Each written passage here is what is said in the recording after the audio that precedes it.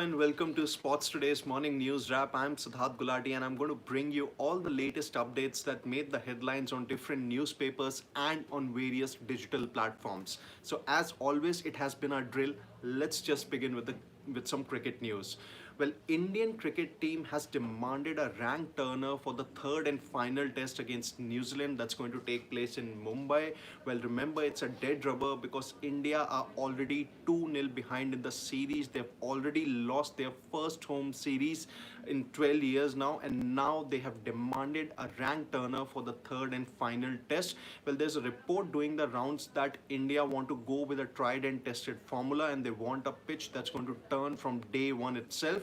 Well, not really sure whether it's a great idea or not, but having a rank turner hasn't really boded well for India in the recent past.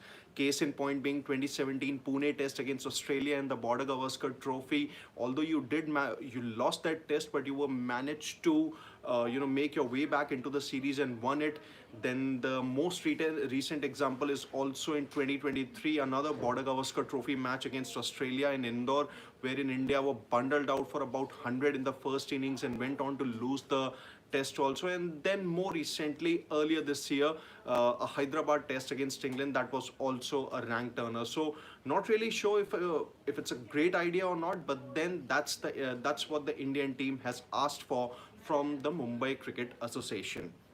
Well, moving to some more Indian cricket news here. Well, Harshit Rana has reportedly been drafted into India's squad for the Mumbai test. Well, there's a chance that Harshit Rana could make his debut, but then a lot would depend upon the type of pitch that is going to be there in Mumbai. And if reports are to be believed, if it is indeed a rank turner, would India want to play a couple of seamers on that track? Well, that remains to be seen. But then, if Harshit Rana has indeed been drafted into India's squad, does it mean that it's going to be rest for both Mohammad Siraj and Jasprit Bumrah in India? Probably going to go with Harshit Rana and Akashdeep for that matter. Well, that's not really sure because Mohammad Siraj, he hasn't been in good form of late in 2024. Apart from that 6-wicket haul that he took against South Africa, he hasn't really been up to the mark, has managed just 20 odd wickets in 8 or 9 matches. In case of Akashdeep, he had a rare failure in the Pune test against Mumbai, but overall he has had a good debut. And now knowing that Jasprit Bumrah is going to be a key weapon for India in the all-important Border Gavaskar Trophy, would they want to rest him? Well, that remains to be seen, and that's something that we would also love to hear from you. You can share your prediction and thoughts in the comment section.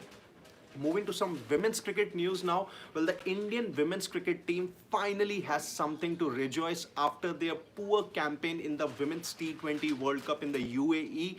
Well, they have defeated New Zealand, the current World T20 champions, 2-1 in a ODI series. Well, India won the series opener rather comfortably after scoring 220 odd, and that was when their bowlers did the job and they won the first match quite comprehensively. The bowlers continued their brilliant job in the second ODI, but then the batters did not really step up and New Zealand managed to draw level. But then in the third and final ODI, in the all-important decider, the Indian spinners, they stepped up to the plate. Deepti Sharma, who has now risen to number 2 in the ICC ODI rankings for bowlers, she took a couple of wickets, and so did Priya Mishra and the other bowlers, including Renuka Singh Thakur and Saima Thakur. And if we talk about India's batting, it was Smriti Mandhana. She once again led the charge with 100 of 122 balls. Then it was skipper Harmanpreet Kaur who stepped up. She scored an unbeaten 50, and Jemima Rodriguez, she chipped in with a cameo so as to make sure that India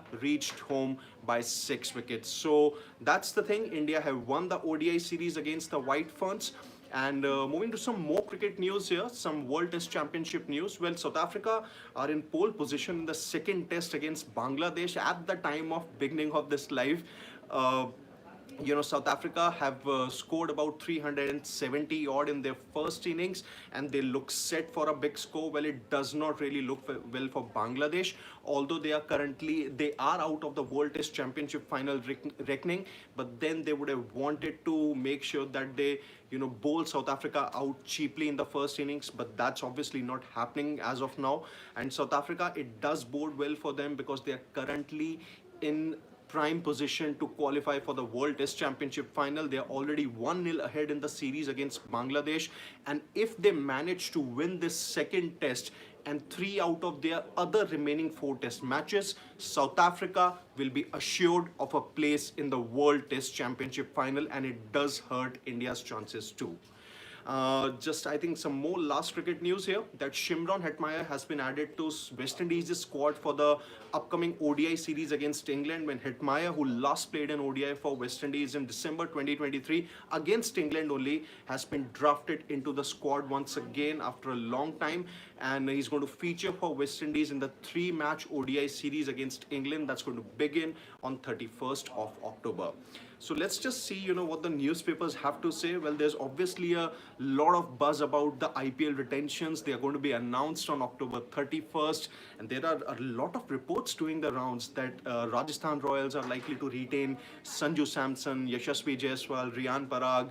And for CSK also, they have put out a cryptic tweet as to, and it's all up to the fans to identify as to who they are really going to retain. It could very well be MS Dhoni, Matisha Patirana, then Ravindra Jadeja, there's Ruturaj Gaikwad, who is their captain, and LSG have all but confirmed their retentions, with Nicholas Pooran all set to be their top retention at 18 crore. Then there's going to be Mayank Yadav, who is reportedly going to be out of action for 3 months now due to an injury. There is Ravi Bishnoi, and there are going to be a couple of uncapped players in Ayush Badoni and Mohsin Khan. And GT are likely to retain Rashid Khan as their top retention, and Shubman Gill, their skipper, is more than likely going to be a second retention, and Rahul Tewatia, an uncapped player, is going to be there at 4 crore. And apart from that, there's some tennis news that Yannick Sinner, the world number 1 and the guy who won 2 Grand Slam titles in 2024, he has pulled out of Paris Masters citing a virus. Well, Rohan Bopanna and Matthew Ebden have bagged a spot in the ATP finals, while obviously, Matthew Wade has retired from international cricket and he is now going to get into some coaching role. So stay tuned to Sports Today, as we are going to bring you all the latest updates and analysis from the sporting world, from India versus New Zealand, from women's cricket, football, and any of the other sports.